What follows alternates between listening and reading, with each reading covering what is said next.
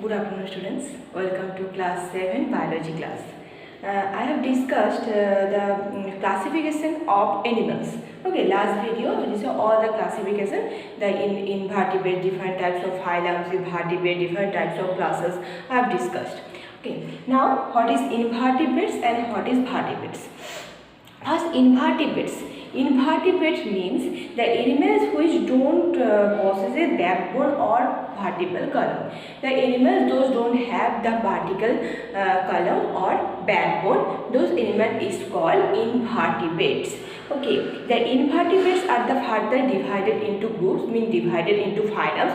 All the phylums I have written in the board: the Porifera, Cnidaria, Platyhelminthes, Nematoda, Mollusca, Annelida, all these, and all the characters then I will discuss in details.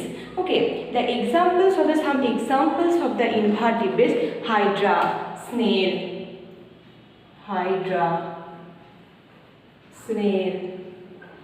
cockroach, okay, earthworm,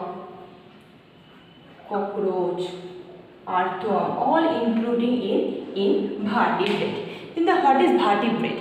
Vertebrates means the animal which possesses the backbone or the vertebral column is called vertebrates. Vertebrates means all the animals and the species, amphibia, reptilia, all including the different classes included in the vertebrates.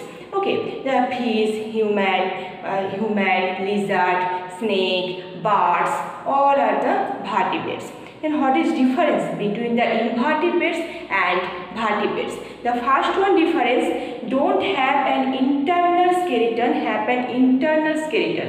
Or the internal skeleton means bones, these things they don't have. In the invertebrates, vertebral column also not present, or the bone also not present. Okay, and the backbone is absent in invertebrates. Vertebral column or the backbone is absent in the invertebrates, and vertebrates backbones are present. Tail is absent in invertebrate, tail is absent. In vertebrate, a tail is usually present. Not all animals, but tail is usually present. 3 or more pairs of limbs are present. In invertebrates, vertebrate 2 pairs of limbs are present. 2 pairs of limbs here the but main difference is their backbone is present and backbone is absent. Okay, in the backbone is present in the vertebrate, backbone is or the vertebral column is absent in the invertebrates, and internal skeleton also absent in the invertebrate, and internal skeleton is present in the vertebrates. Okay, today I will discuss the 2 major phyla including in the invertebrate. The first one,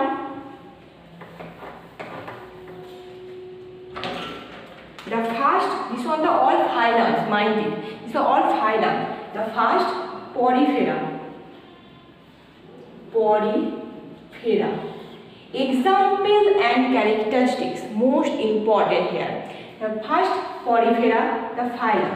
Okay, phylum Porifera. The Porifera, what is the characteristic? Means general characteristic, not individual characteristic. General characteristics of including the belong to phylum. The characteristic features of the phylum Porifera are as follows. There are the mostly marine animals, but some are found in fresh water. They are mostly, means most of the animals are the marine water, but some present in the fresh water. They are the, essentially as they remain attached to floor on the sea. Actually, they are the marine animal, that's why they attach on the floor of the sea. The animals are the attached on the floor of the sea. The body, here the main characteristics of the Porifera is that this is the body is the porous and numerous pore is present. The body is a numerous pore is present. That's why the name is the Porifera. Okay, numerous pore. The numerous pore. Most important points, numerous pore is present, and one also large opening to allow the entry of the water. The large opening here given one sponge diagram. This is a small opening, and the large opening is present or the large hole is present. That's the entry is allow the entry of the water in this. Okay. That's why its name is the porifera. Porifera means the whole body, the numerous pore, the numerous opening is present. The example sponge, the most common example is sponge. Common example sponge. Okay, many examples given in your book, but sponge. Upon the numerous pore is present. Numerous, that's why its name is given. This is the porifera. I hope it is clear. This is the characteristic features of the phylum Porifera. Not only sponge, phylum Porifera. Second one, Cnidaria. Second one, I am erasing this, Cnidaria.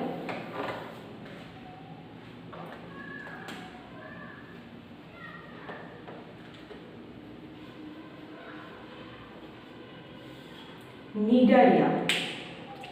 Cnidaria, the characteristic features of the phylum, they are mostly marine animals attached to the floor of the sea. They are the mostly marine animals attached to the, just like the phylum Porifera. But some are the free floating, who are the attached on the sea. Example is the Hydra. Number one is the Hydra. Hydra is attached on the sea, and the some are the free floating. They can float, not attach. This is a jellyfish. Jellyfish, free floating. Jellyfish, free floating. Okay. And sea anemone, or the sea anemone scientific name is Physalia. Sea pain are common examples of the phylum Cnidaria. The phylum Cnidaria, most of the animals are the all the animals are the marine animals, and some of the animals attached on the sea. Examples Hydra. Some animals are the free floating, which is the jellyfish. Also, the example is the sea anemone. Scientific name is Physalia. Sea pain are common example of the phylum Cnidaria. They have a sac-like body with one opening, that is a mouth. Or the one opening is present, it is called mouth. The mouth surrounded by the finger-like structure, it is called tentacles. Okay, then in Hydra, if you draw